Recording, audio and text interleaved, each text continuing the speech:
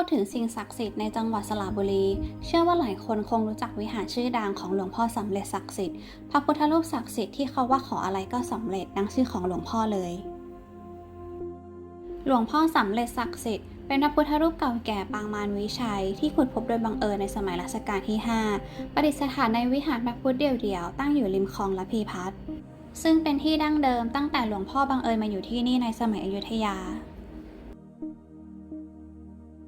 ด้วยความศักดิ์สิทธิ์ขององค์หลวงพ่อทำให้ผู้คนต่างมากราบไหว้ขอพรบนบานศาลกล่าวกันอย่างมากมายเพราะเชื่อว่าหากได้มาขอพรจะได้สมปรารถนาทุกประการไม่ว่าจะเป็นเรื่องการเงินการงานหรือว่าสุขภาพดังเห็นได้จากการถวายของแก้บนเป็นจำนวนมากอีกทั้งก็ยังมีความเชื่อเกี่ยวกับวัตถุมงคลของหลวงพ่อว่าที่ใครได้บูชาหรือว่านำมาห้อยคอพกติดตัวก็จะปลอดภัยแคล้วคลาดอีกด้วย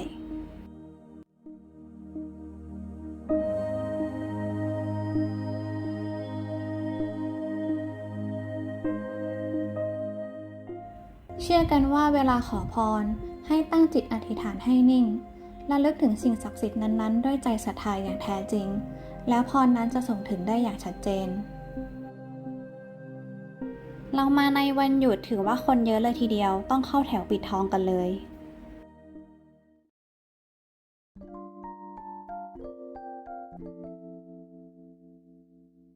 ด้วยความที่วิหารติดกับคลองเลยพอไหว้พระเสร็จเราก็สามารถลงมาให้อาหารและปล่อยปลาข้างๆได้เลยเราบังเอิญเจอพี่คนหนึ่งที่กำลังปล่อยเต่าในคลองเลยขอเก็บภาพน้องเต่ามาสักหน่อย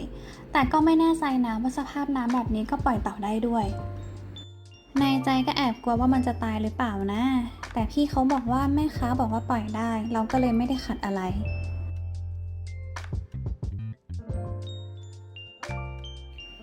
สถานที่ต่อมาที่เราไปก็ยังคงอยู่ในจังหวัดสระบุรีนั่นก็คือวัดถ้ำพระโพธิสัตว์จริงๆแล้ววัดนี้เราอยากมาตั้งนานแล้วนะแต่ว่ายังไม่ได้มีโอกาสได้มาสักทีพอมีข่าวเรื่องพบหินที่คล้ายรูปงูเลยตอกย้ำให้เราต้องมาเยือนสักครั้ง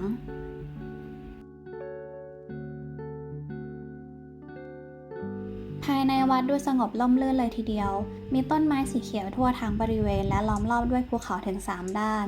รู้สึกเหมือนเข้ามาอีกโลกหนึ่งเลยทั้งที่ตัววัดไม่ไกลจากถนนหลักมากนักพอเข้ามาเราก็จะเจอศาลาธรรมเจดีย์สีขาวสะอาดตาแซมด้วยสีทองที่ช่วยขับเน้นให้เจดีย์องค์นี้โดดเด่นท่ามกลางป่าและหุบเขาที่เขียวชอุ่มดูสวยงามเลยทีเดียว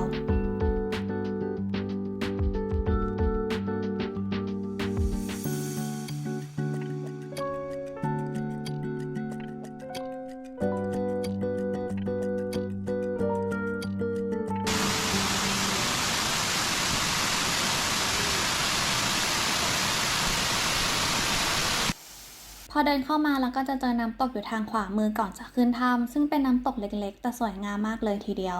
น้ำที่ไหลผ่านชั้นหินเล็กๆซึ่งดูเผินๆเหมือนน้ำตกเทียมด้วยซ้ำแต่ก็เป็นจุดพักผ่อนและเติมพลังที่ดีเลย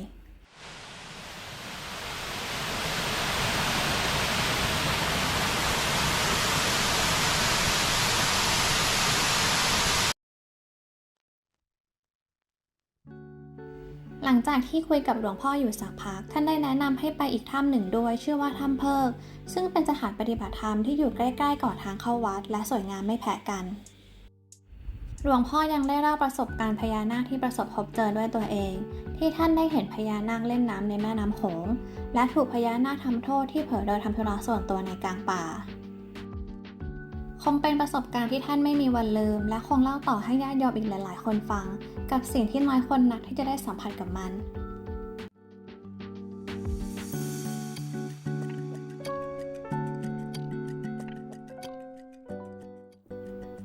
บันได300 กว่าขั้นขึ้นสู่2ถ้ำด้านบนคือถ้ำพระโพธิสัตว์ที่มีภาพแกะสลักศิลปะแบบทวารดีอายุกว่า1,000 ปีและถ้ำธรรมทัศน์จากนรกสู่สวรรค์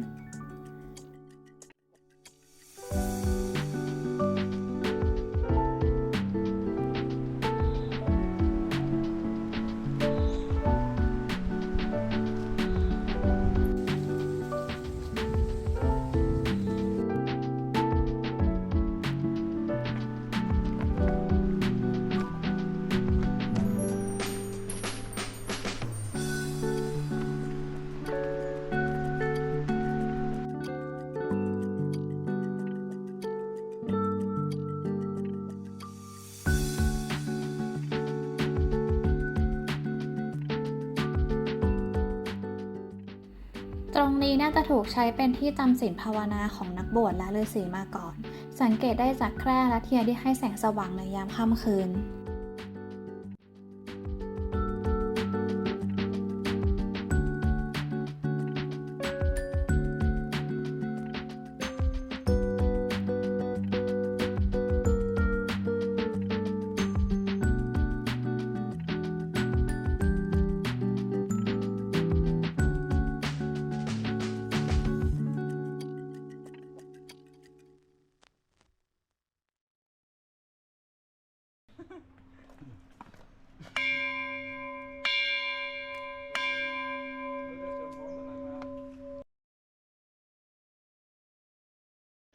ถ้ำแรกที่เราแวะคือถ้ำพระโพธิสัตว์ มีสถูปเจดีย์ตั้งอยู่ตรงกลางปากทางเข้าถ้ำดูโดดเด่นสวยงามเลยทีเดียว และเมื่อเราแหงนมองขึ้นด้านบนเหนือองค์เจดีย์จะเห็นสิ่งที่เป็นไฮไลท์ของถ้ำนี้เลย นั่นคือภาพสลักนูนต่ำที่ผนังถ้ำซึ่งเป็นศิลปกรรมสมัยทวารดีที่กรมศิลปากรได้ประกาศขึ้นทะเบียนเป็นโบราณสถาน ถือว่าเป็นสถานที่ที่สำคัญและเป็นศิลปะที่มีคุณค่าทางประวัติศาสตร์เลย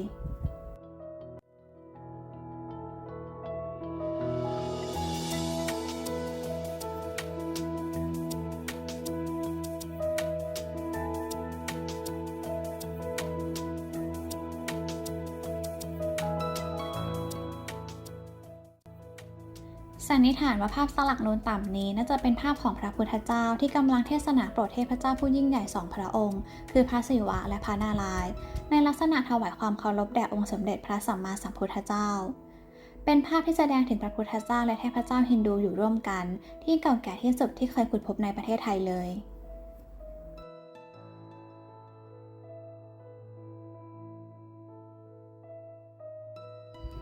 นอกจากภาพสลักโบราณแล้วในถ้ำยังมีหินงอกหินย้อยที่สวยงามและพระพุทธรูปรวมทั้งรูปปั้นสิ่งศักดิ์สิทธิ์และเทพเจ้าต่างๆอยู่ระหว่างทางเดินภายในห้องต่างๆของถ้ำบรรยากาศดูเงียบสงบและศักดิ์สิทธิ์เลยทีเดียว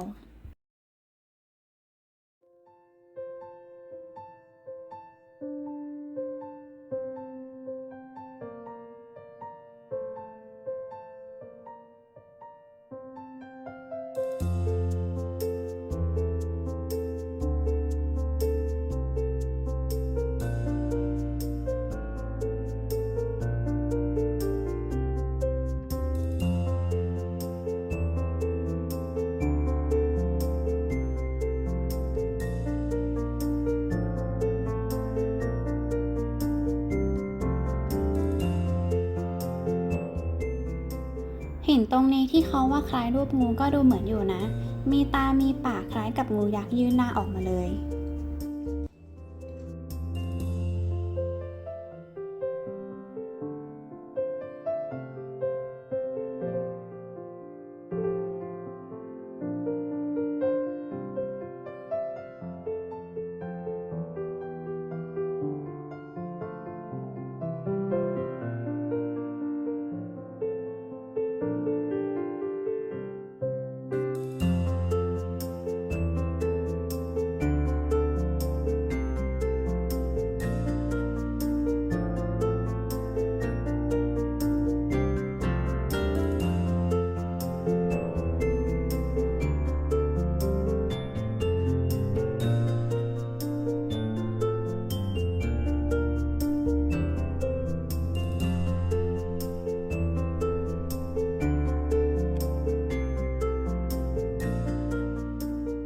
หลังจากเข้าถ้ำพระโพธิสัตว์เสร็จเรามาต่อที่ถ้ำธรรมทัศน์ซึ่งเดินออกมาไม่ไกลจากถ้ำพระโพธิสัตว์มากนักแต่ดูเหมือนการเข้าถ้ำนี้น่าจะเป็นงานยากของเราซะแล้วเพราะหลังจากที่ได้คุยกับนักท่องเที่ยวที่เพิ่งสวนกันเขาไม่แนะนำให้ใส่รองเท้าแตะอย่างเราเข้าเลยเพราะต้องปีนป่ายหินบวกกับดินที่ลื่นเส้นทางค่อนข้างลำบากเลยทีเดียว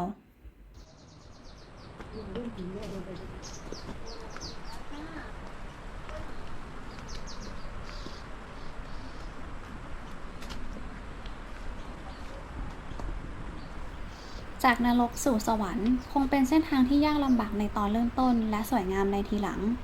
ซึ่งถ้าใครได้เข้าถึงสุดถ้ำก็จะได้รางวัลเป็นน้ำอมฤตที่ชาวบ้านเชื่อว่าเป็นน้ำศักดิ์สิทธิ์จากสวงสวรรค์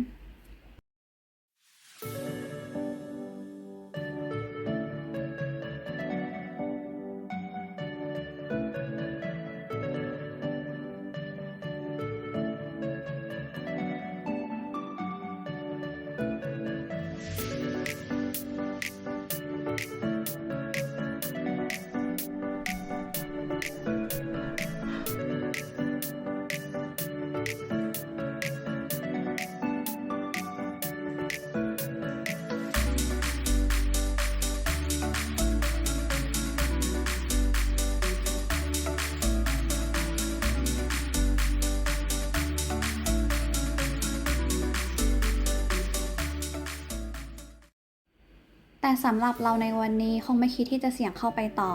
เพราะดูจากทางด้วยตาเปล่าแล้วบวกกับประสบการณ์เข้าถ้ำและอุบัติเหตุที่ไม่คาดคิดในหลายๆ ครั้งเราขอยอมแพ้กับพื้นที่ลื่นและรองเท้าที่ไม่พร้อมลุยแต่ถึงอย่างไรเราจะกลับมาเยือนที่นี่อีกและพิชิตน้ำอมฤตให้ได้อย่างแน่นอน